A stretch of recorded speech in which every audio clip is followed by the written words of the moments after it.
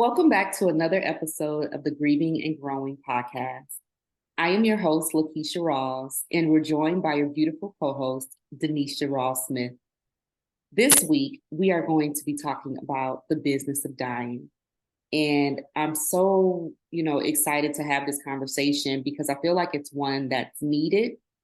My sister has had the responsibility of planning or being involved with the planning of several funerals for not only our loved ones, but loved ones of her coworkers, as well as students that attend the school where she's the principal, and even members of her extended family, as well as her in-laws. So, sister, I know this is one of the topics you were very passionate about covering. And so can you talk to us a little bit about what your experience has been with having to plan funerals?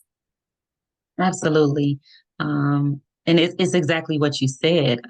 I found myself in situations where I am sharing that responsibility or assisting someone who is responsible for the actual preparation. And it's been from loved ones to, like you said, a student, coworkers, things of that nature.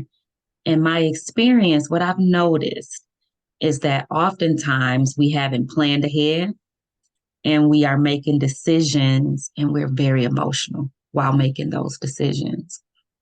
And so I'll be honest, I have really found Lawrence E. Moon Funeral Home, their website, the Flint campus website, to be extremely helpful. Mm-hmm. I think that I have been actively planning and helping others prepare for funerals for at least a decade, an entire decade. I don't think a year has gone by, maybe not even 6 months have gone by without me participating in or assisting somehow in the death preparations, the homegoing preparations, the obituary, whatever it may be, of someone that I know or an individual that is connected to someone I know. Yeah. And like I said, in Flint, Michigan, Lawrence E. Moon Funeral Homes, I have found their forms and their preparation materials to be very beneficial. Just 2 weeks ago now, I printed their forms to share with a coworker to give to her family members who were preparing for a funeral. Mm-hmm. And I just want to tell you a little bit about the forms that, Mm-hmm. you may need in that moment. Yeah. Now, ideally, on this same website, I would be telling you, hey, before anything happens, go to the plan ahead section. It's no cost to you to plan ahead, just using these forms, Mm-hmm. using these checklists. But if you find yourself suddenly planning for a death, whether it was expected or not, there are some very specific forms that I think will be very beneficial. The death certificate. Mm-hmm. You're going to need to fill out a death certificate. I promise you that certificate will be needed once your loved one, once the deceased, everything is finalized, they're buried. You will still need those death certificates. You'll need them for creditors. You'll need them for all sorts of things, your insurance. And, this is just a portion of the business of dying that we plan to bring to you, but definitely you're going to want to take a look at the death certificate. Mm-hmm. The obituary form. Right.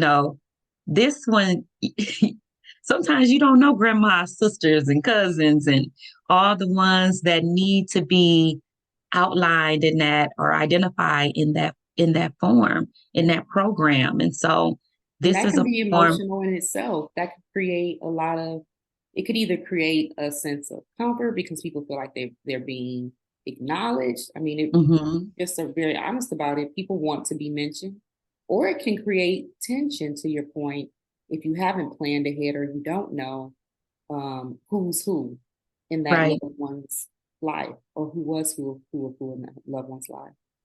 And you don't want to be offensive. I mean, you don't want to leave someone out that should be included. Right. And honestly, you don't want to include someone that shouldn't. So Great this point. form, the obituary form, it really does a great job of guiding you through kind of who's there to say, the parents of the deceased, the siblings of the deceased, the spouse of the deceased. And it is a great template that you can use and then fill in the names. Mm-hmm. There's also a program form. That program form will help you kind of determine the order of service. You can make decisions about who you want to read the obituary, who's going to do the eulogy if you're choosing to have that done. You can also decide if there's someone that's going to sing a song or recite a poem. All those beautiful things that occur in that homegoing service can be planned for, even in the moment. And we don't think about that necessarily beforehand, like we should, and maybe that would be beneficial if grandma or auntie leaves a list, or your best friend leaves their desires, but these forms can help with that. There's even a poems and acknowledgement form. Mm-hmm. You can choose pre-made poems, pre-made acknowledgement templates, and fill it in. It takes the guesswork out, or you can insert your own things, but it gives you that kind of like nudge to say, hey, I need something for this, or maybe I don't. Maybe I'm not going to use a form. And there's also a form that really helps you regarding the apparel. What is the deceased going to wear? There are some non-negotiables, such as undergarments, that you would want to be aware of, some things that can be reused, maybe their favorite outfit, and then some things that need to be new and clean. And so those are some of the forms that I have used over the past 10 years to help our loved ones, our friends, and even, like you said, my students or family members of coworkers plan for funerals.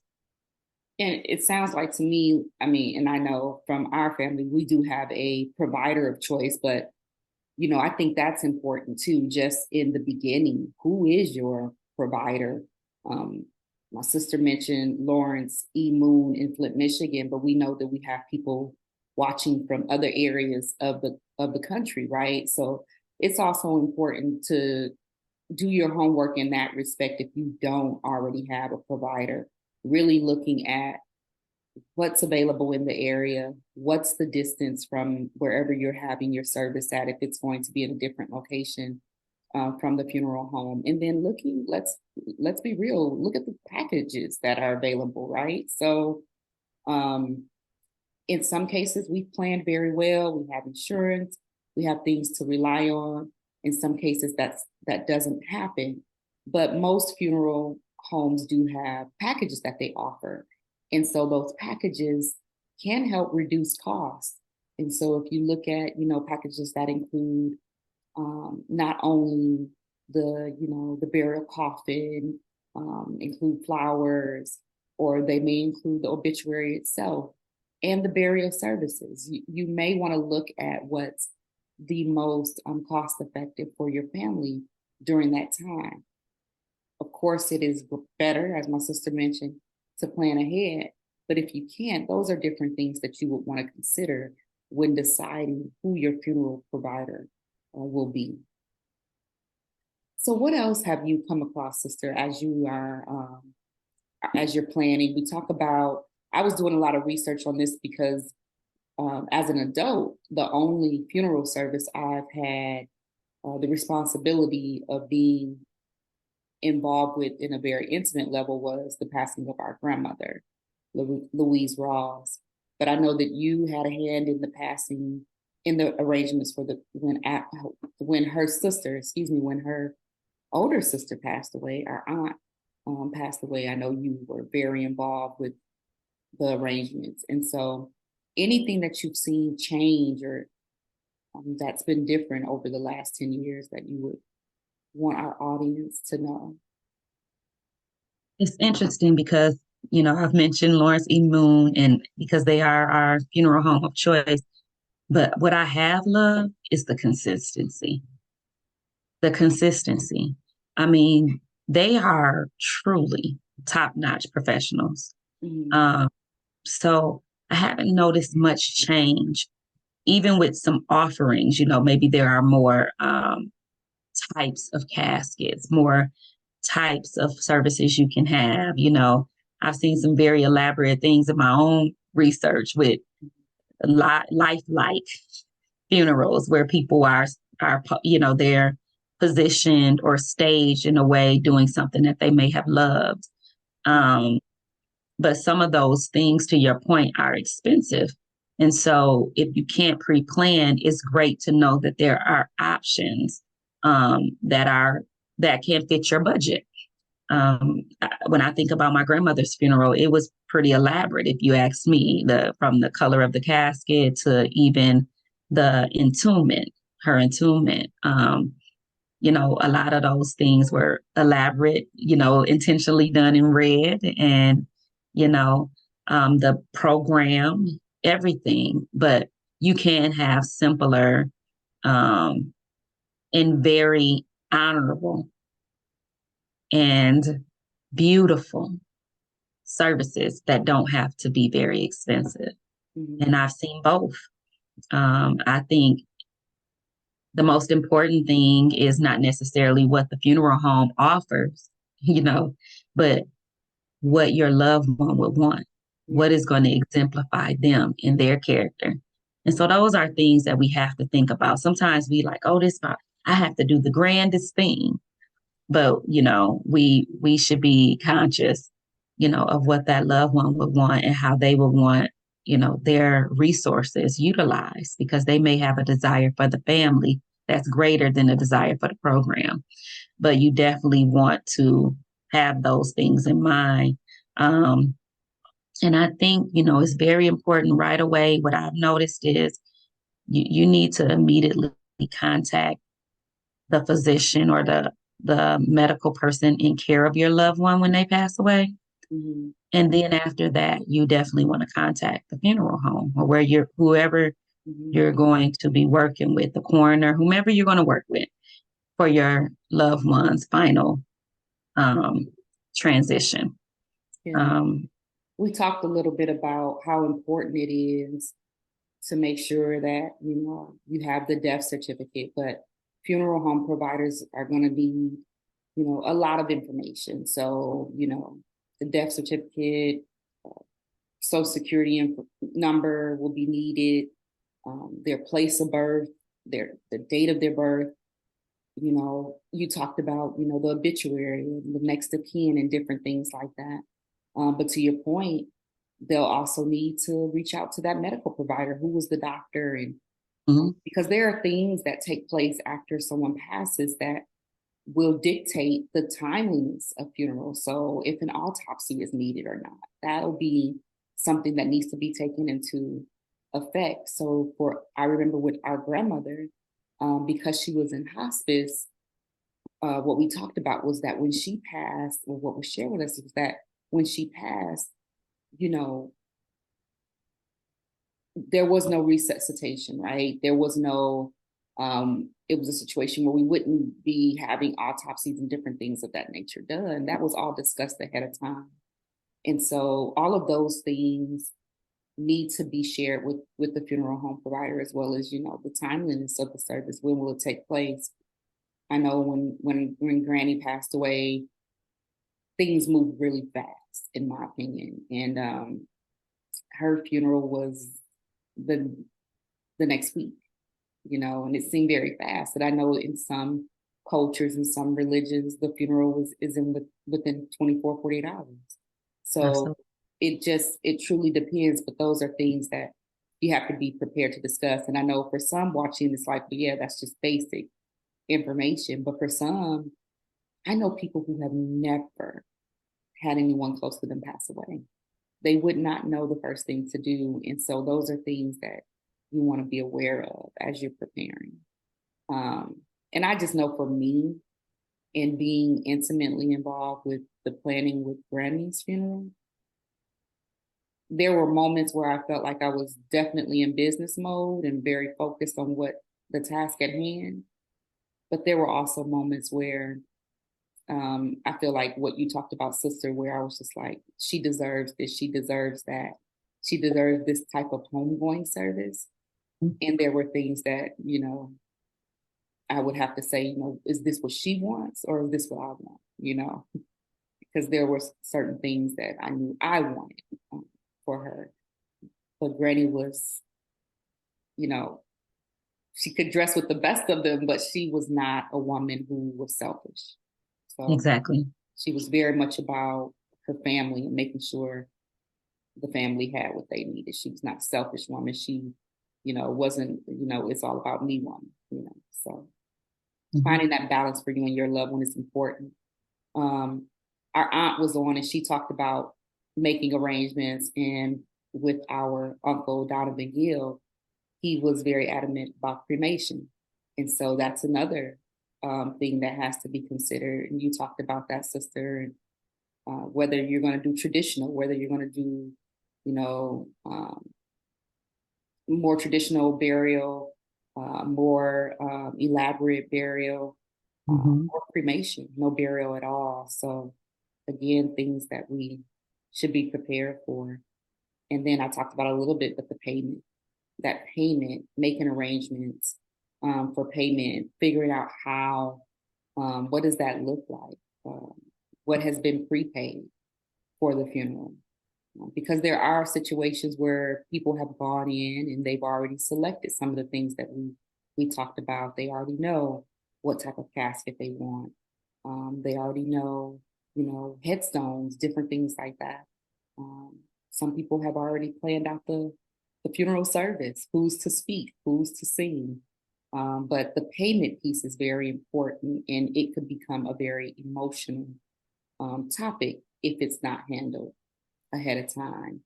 I'm grateful for our grandfather because he planned, right? He had plans in place. He had insurance in place and different things like that to help with the payment for our grandmother's services. But I Right. also think that's important to, to consider as well. Be prepared for any additional fees, and then also, look into options if needed, if you need to defer payments, if you need to have a payment plan, and what does that look like, and what are the options? What type of payments are accepted? There are things that we don't necessarily talk about, but it's Right. things that you need to consider as you're preparing for the homegoing services of your loved ones. Right. And the purpose of sharing it is because it does impact your grieving process. The worst thing that you can do is find yourself in a situation where you cannot honor your loved one in the last and final transition of their life, passing from life to death, and not being able to celebrate and honor in a way that you desire to do it.